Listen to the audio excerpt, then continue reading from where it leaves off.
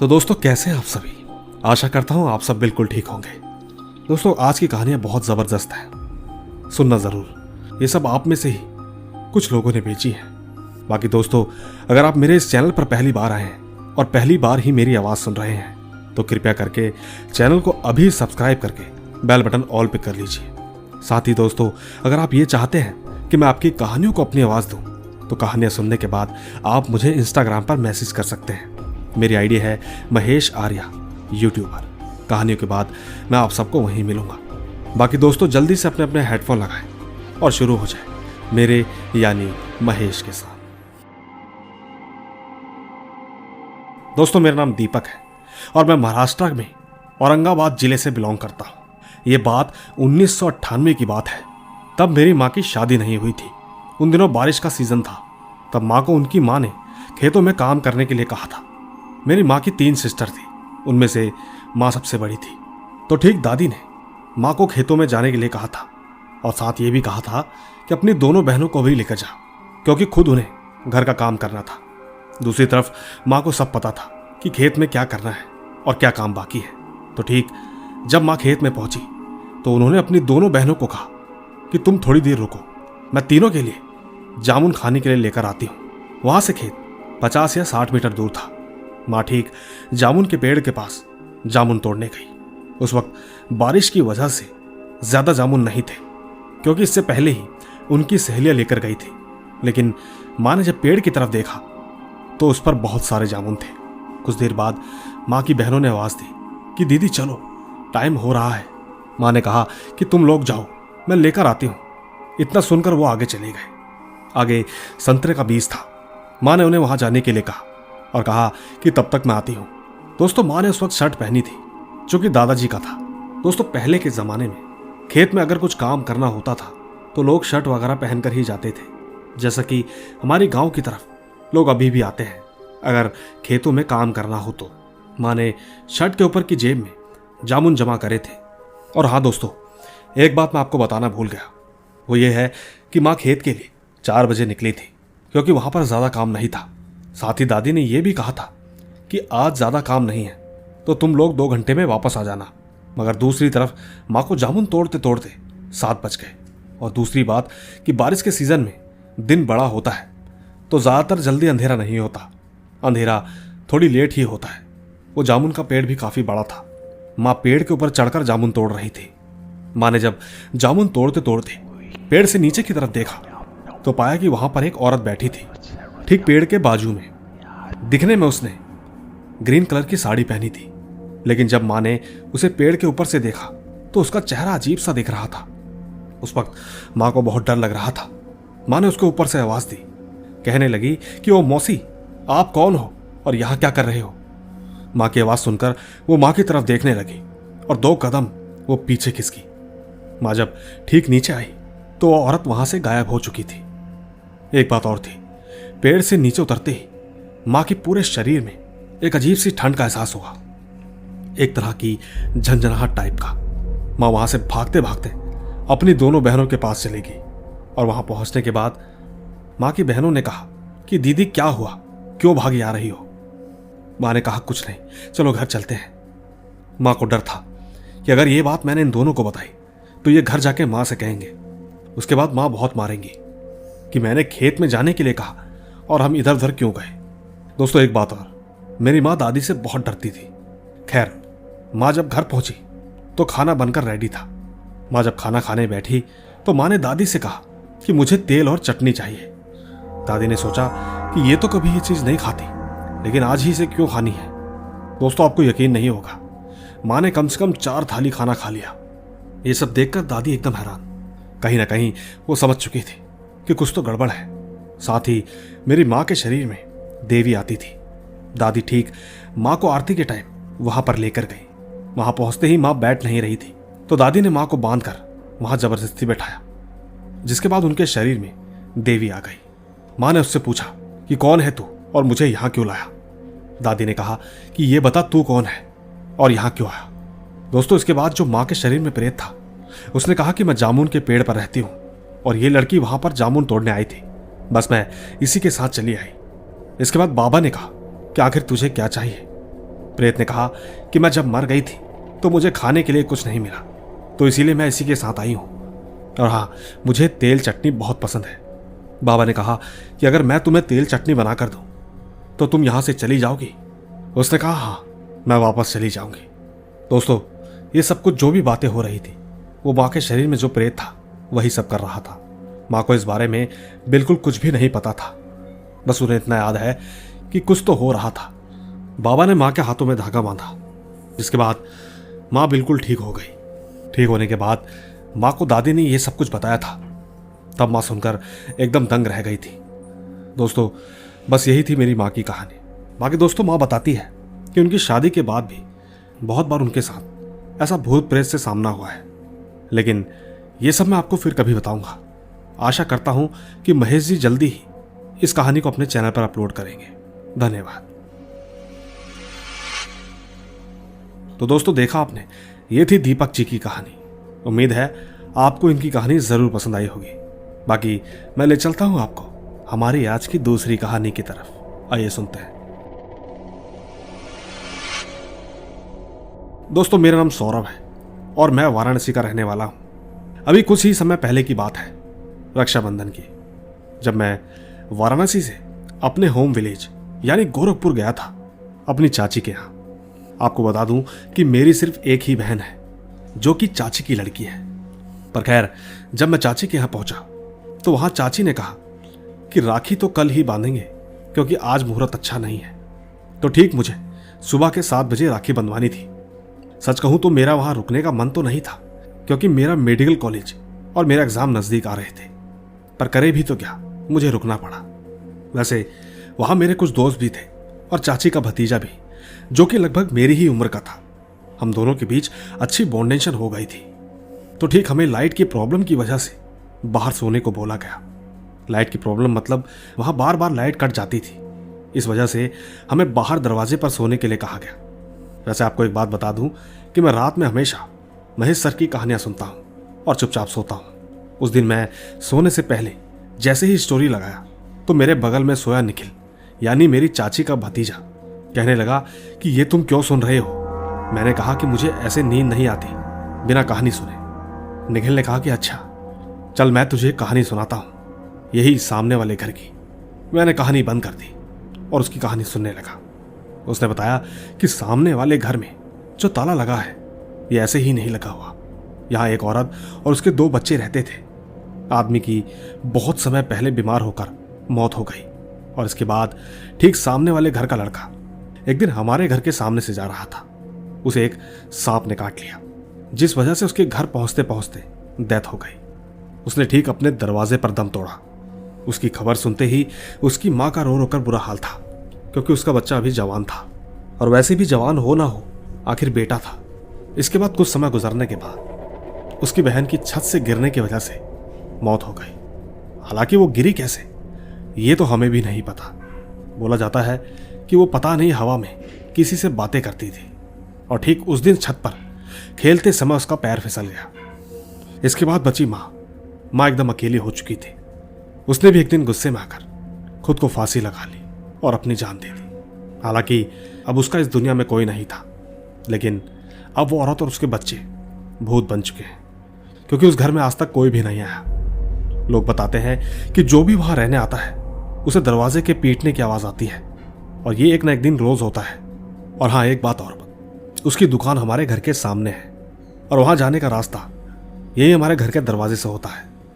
दोस्तों, उसकी ये बातें खत्म ही हुई थी। मैंने उससे तभी कहा कि मैं भूतों पर विश्वास करता हूं, लेकिन इसका मतलब ये नहीं कि तू कुछ भी बोले और मैं सुनता जाऊं। दरअसल दोस्तों, मुझे हॉरर प्लेस में घूमने का बहुत शौक है, तो बस मैं किसी बहाने से या निखिल को बताकर उस घर के अंदर जाना चाहता था। निखिल बोला, भाई ये सब मजाक नहीं है, चलो तुम सुबह चाची से पूछ लेना। मैंने कहा कि मैं सुनी सुनाई बातों पर भरोसा नहीं करता। अगर ये बात जरा सी भी सच्ची है तो चल आजा, उस घर में चलते हैं अभी के अभी। निखिल ने कहा कि नहीं भाई, अभी नहीं। मैंने कहा हो गया बस। दोस्तों, से बहुत भड़काने और मनाने के बाद वो माना। तो ठीक मैंने अपना कड़ा लिया, मतलब अपने हाथ में विश्वनाथ मंदिर का कड़ा पहनता हूं। मैंने उसे निकाल कर जेब में रख लिया और चल पड़े हम उस घर की तरफ। रास्ते में चलते वक्त निखिल ने कहा कि भाई वो हमें नहीं दिखाई देगी, क्योंकि भूत सिर्फ साफ दिल वालों को ही दिखाई देते हैं। मैंने उससे कहा कि बस तू चल। दोस्तों हम ठीक उसके घर के सामने पहुंचे। गेट पर ताला लगा हुआ था। मैंने निखिल से कहा कि हमें कूदना पड़ेगा, जिसके बाद हम बाहर की दीवार से छत पर जाएंगे। दोस्तों हम गेट से कूदकर किसी तरह दीवार पर चढ़ के छत पर आ गए। इसके बाद मैंने निखिल को हाथ दिया और ठीक उसे ऊपर खींच लिया। फिर हम दोनों पीछे से सीढ़ियों के नीचे जाने वाले रास्ते पर जाने लगे। किस्मत से सीढ़ियों का दरवाजा खुला था। निखिल ठीक मेरे पीछे था और मैं उसके आगे। दोस्तों हम बिल्कुल भी शोर नहीं मचा रहे थे, बिल्कुल शांत, क्योंकि ऐसे कोई हमें देखता तो शायद चोर भी समझ सकता था। दोस्तों हम नीचे जा ही रहे थे कि ठीक मेरे सामने एक लाल कलर की साड़ी जैसा कुछ भागता हुआ दिखा। सच कहूं तो वो इतनी अचानक से हुआ कि मेरी तो दिल की धड़कनें बंद हो गई। निखिल ने पूछा कि क्या हुआ, रुक क्यों गया? मैंने कहा कुछ नहीं, बस तू चलता रहे। मैं और आगे आ गया। इसके बाद मैंने अपने फोन का फ्लैश ऑन किया। दोस्तों बस इतना ही करना था, बाकी सारी सच्चाई मेरे सामने थी।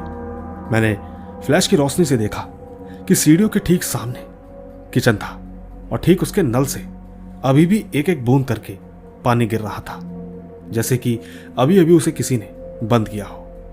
तभी मैंने दूसरी ओर फोन घुमाया और देखा कि एक औरत, उसकी ना शक्ल दिखाई दे रही थी और ना कुछ, वो बस एक अंधेरे में परछाई की तरह खड़ी थी। मैंने जैसे ही उसकी तरफ फ्लैश किया तो वो गायब हो गई। बस दोस्तों इतना काफी था मुझे डराने के लिए। मैंने निखिल से कहा कि बस भाई अब यहां से चलते हैं, वरना हम फंस जाएंगे।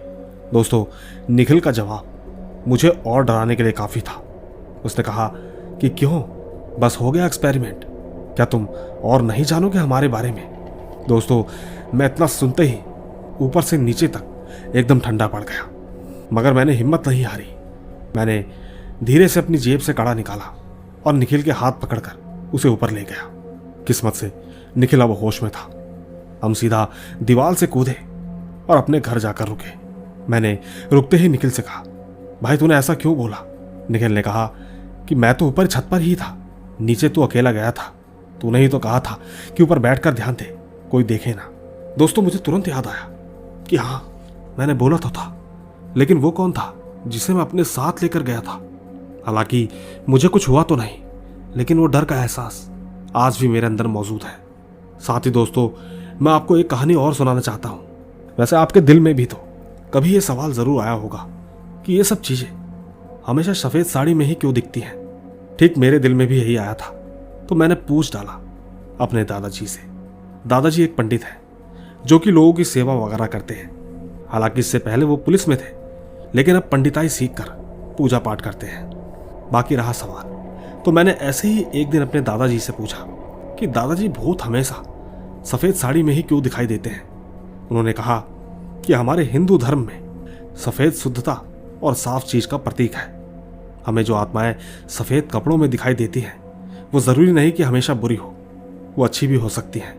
और ठीक जो हमें सफेद कपड़ों में नहीं दिखाई देती तो वो हमें काली परछाई के रूप में दिखती है। इस बात पर मैंने कहा कि दादाजी तो अच्छी आत्माएं हमारे सामने आती ही क्यों हैं? क्या उन्हें हमें परेशान करना होता है?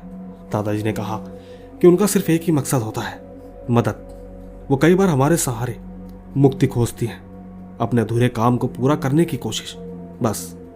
फिर मैंने पूछा कि और बुरी आत्माएं? दादाजी ने कहा कि बुरी आत्माओं को भी यही मकसद होता है, मदद। बस उनका तरीका गलत होता है, इसीलिए हम लोग डर जाते हैं। बाकी दोस्तों ये कोई कहानी तो नहीं है, लेकिन क्या पता मेरी इन सब बातों से किसी के सवालों का जवाब मिल जाए। धन्यवाद। तो दोस्तों देखा आपने, ये थी सौरभ की कहानी। आपको इनकी कहानी में कितनी सच्चाई लगती है नीचे कमेंट्स में जरूर बताइएगा, क्योंकि मैं ले चलता हूं आपको हमारी आज की तीसरी कहानी की तरफ। आइए सुनते हैं। हेलो महेश जी, मैं आपका बहुत पुराना एक सब्सक्राइबर हूं। मेरा नाम प्रथाजीत है और ठीक मैं असम के जोरहाट डिस्ट्रिक्ट का रहने वाला हूं। मेरी ये स्टोरी एकदम सच्ची है और ये घटना लगभग 2022 की है। उस समय मैं ऑफिस से लीव लेकर घर आया था, क्योंकि मैं एक अलग डिस्ट्रिक्ट में नौकरी करता था। खैर, छुट्टियां मेरी 10 दिन की थी। रोज शाम को मैं और मेरा एक दोस्त, हम एक साथ दोनों रेलवे क्रॉसिंग की तरफ जाते थे। हम अक्सर पटरी पर बैठकर बातें करते थे। उन दिनों गर्मियों का समय था। हम दोनों रात को 7:30 से 8 बजे तक रेलवे क्रॉसिंग पर बैठते थे। एक दिन मेरा दोस्त कोई एक रेस्टोरेंट से चिकन का पकौड़ा लेकर आया था। वो ठीक मुझे अपने जॉब लगने की पार्टी देने वाला था। अब पता नहीं दोस्तों, जब वो आया तो उसने कहा कि उसका कंधा उसे थोड़ा भारी भारी सा लग रहा है। मैं पहले ही जानता था कि फ्राइड मांस, चिकन, ये सब रेलवे क्रॉसिंग में लाना एक नेगेटिव एनर्जी को अट्रैक्ट करने जैसा होता है। मैंने उससे कहा कि चल छोड़, कोई होटल में कुछ खा लेते हैं। उसने कहा कि नहीं, मुझे ज़्यादा भीड़ भाड़ पसंद नहीं है, हम लोग यही क्रॉसिंग पर बैठेंगे। इसके बाद वो आकर सीधा पटरी पर बैठ गया और चिकन मेरे को दिया। हम दोनों कोल्ड ड्रिंक पीने के साथ साथ पार्टी कर ही रहे थे कि तभी मुझे एक अजीब सी गंदी स्मेल आई, बिल्कुल एकदम नज़दीक से। मैंने स्मेल ऑलरेडी अपनी पुरानी वाली कहानी में भी बताई थी।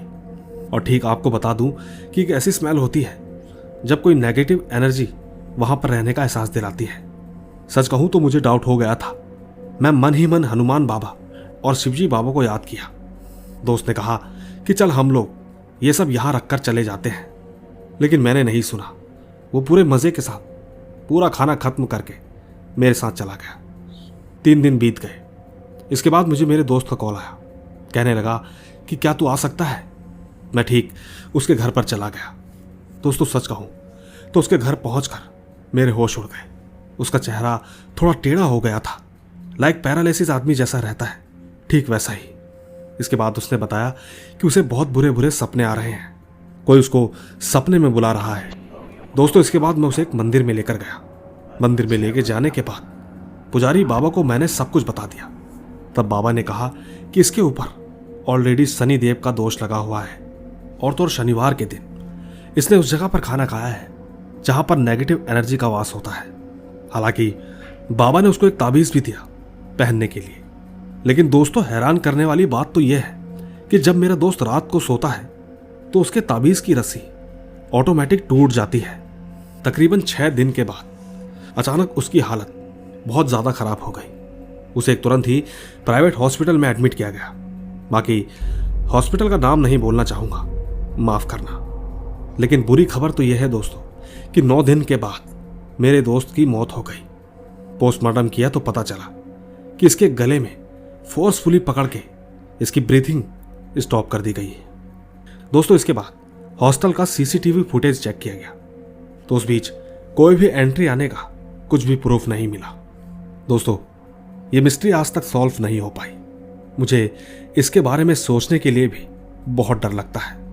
मैं तो ये सोचता हूं कि अगर मैं उस दिन हनुमान बाबा और शिवजी को याद नहीं करता तो मेरे साथ भी ऐसा ही होता। लेकिन दोस्तों सच्चाई तो ये है कि कभी भी नॉनवेज फूड सुनसान जगहों पर नहीं खाना चाहिए। एक ऐसी सीख है जो मुझे सिर्फ उस दिन मिली। बाकी दोस्तों कहानी एकदम सच्ची है। अब इसमें आप अपनी क्या राय रखते हैं मैं नीचे कमेंट्स में जरूर पढ़ूंगा। धन्यवाद। तो दोस्तों देखा आपने, ये थी प्रथा जीत की कहानी। इनकी कहानी वाकई रियल लगती है। आपको क्या लगता है नीचे कमेंट्स में जरूर बताना। और हाँ दोस्तों, इन्होंने इस कहानी में जो सीख दी है उस पर जरूर अमल करना। आइए चलते हैं अगली कहानी की तरफ। दोस्तों मेरा नाम विक्की है। ये कहानी मुझे मेरे दोस्त ने बताई थी। 4 दोस्त थे, उमेश, राजेश, लक्की और सागर। सबकी स्टडी कंप्लीट हो चुकी थी। अब 2 साल से गांव में ही थे। सबने मिलकर डिसाइड किया कि क्यों ना आज पार्टी करते हैं। पार्टी भी फिक्स हो गई। सब लोग पार्टी करके बैठे हुए थे। रात के यही कोई 11:30 बजे की बात है। सर्दी का मौसम चल रहा था।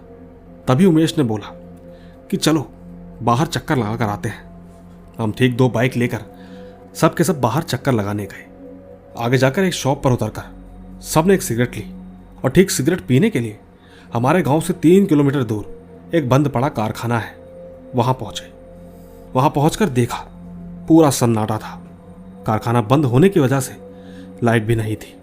उमेश फोन की टॉर्च जलाकर सिगरेट जलाने लगा, लेकिन वो जैसे ही सिगरेट जलाता कि अचानक हवा आ जाती ऐसा 3 से 4 बार हुआ। बाद में जैसे तैसे सिगरेट जल गई और सब बैठकर सिगरेट पीने लगे। पीते पीते अचानक राजेश को किसी ने पीछे से आवाज दी। उसको ऐसा फील हुआ। पीछे देखा तो कोई नहीं था। राजेश दोबारा अपनी सिगरेट पीने लगा। इसके बाद अचानक पीछे से एक जोरदार की आवाज आई कि मुझे नहीं दोगे सिगरेट। राजेश अपनी सिगरेट रखकर वॉशरूम करने के लिए उठा। हम 3 दोस्त अभी भी वहीं बैठे थे। सच कहूं तो राजेश की रखी हुई सिगरेट अपने आप कोई पी रहा था। सिगरेट की आग जल रही थी और स्मोक छोड़ रहा था। नहीं मालूम अचानक कहीं से आवाज आई कि चले जाओ यहां से। इसके बाद हम सब डर गए और वहां से तुरंत भागने लगे। लेकिन ये क्या, बाइक स्टार्ट नहीं हो रही थी। पर खैर जैसे तैसे बाइक स्टार्ट की और सब के सब जाने लगे। ऐसा लगा मानो जैसे कोई बाइक के पीछे बहुत जोर से आ रहा हो। और तो और बाइक की स्पीड फुल करने पर भी ऐसा लग रहा था कि जैसे बाइक बहुत धीमे चल रही हो। जैसे तैसे 2 किलोमीटर दूर आने के बाद एक साइड में महादेव का मंदिर आया। सच कहूं तो वहां से वो डर और एक अजीब सी हवा जो चल रही थी वो अचानक बंद हो गई। सब कुछ एकदम शांत हो गया। महसूस हुआ कि वहां जरूर कोई था। घर के पास पहुंचने पर हमने एक 70 साल के बूढ़े से पूछा तो उसने बताया कि एक बार कारखाने में एक मशीन में आकर एक आदमी की जान चली गई और तो और उसकी आत्मा भी वहां भटकती रहती है। दोस्तों, ये सब सुनने के बाद आज भी जब वो मंजर याद आता है तो सच में रूह कांप जाती है। धन्यवाद। तो दोस्तों, ये थी विक्की की कहानी। इनकी कहानी से एक बात याद आई तो सोचा कि आज आप सबको बताता चलो। दोस्तों, कहते हैं कि हर चीज की एक एक्सपायरी डेट होती है। ठीक उसी तरह अगर किसी आदमी की अचानक से मौत हो जाए तो कहते हैं कि जब तक उसकी उम्र थी तब तक उसकी आत्मा भटकती है। अब ये बात आपको कितनी सच लगती है नीचे कमेंट्स में जरूर बताइएगा, क्योंकि अब वक्त हो चला है हमारी छोटी छोटी कहानियों का। उसके बाद मैं अपनी आवाज को विराम देना चाहूंगा। आइए सुनते हैं।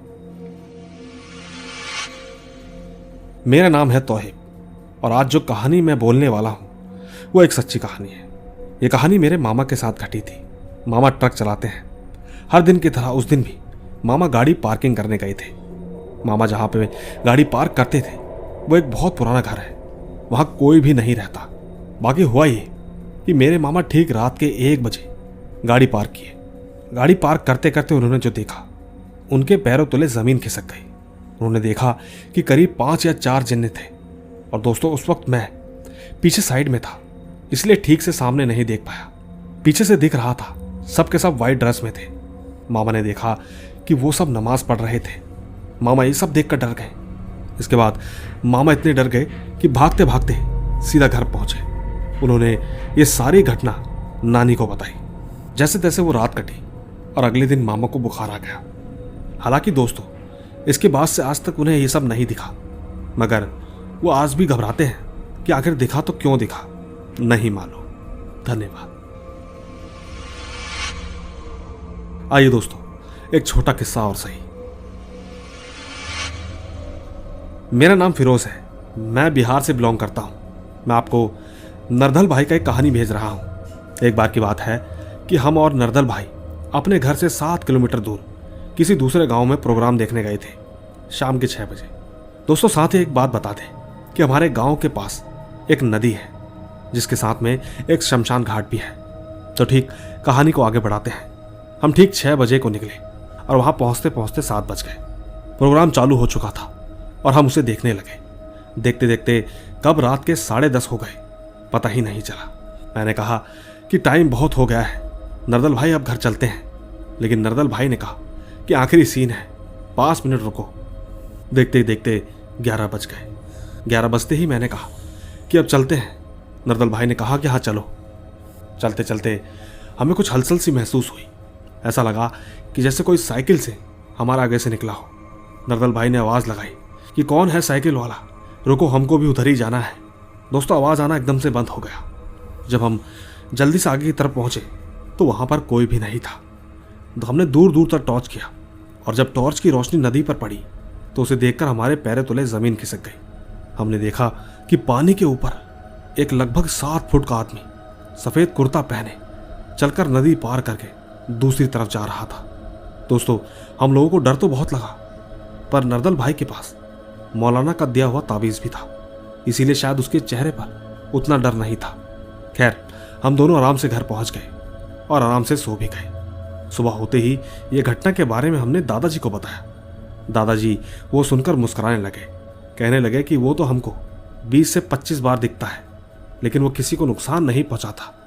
बाकी दोस्तों, इतनी ही थी ये कहानी। मेरी इस कहानी को सुनाने के लिए आपका बहुत बहुत धन्यवाद सर।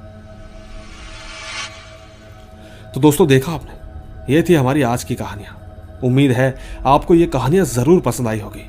बाकी दोस्तों, जल्द ही मिलूंगा आपसे इसी तरह की रोमांच भरी रहस्यमयी कहानियों के साथ। बस तब तक आप अपना और अपने परिवार का ख्याल रखें। चलता हूं, बाय बाय।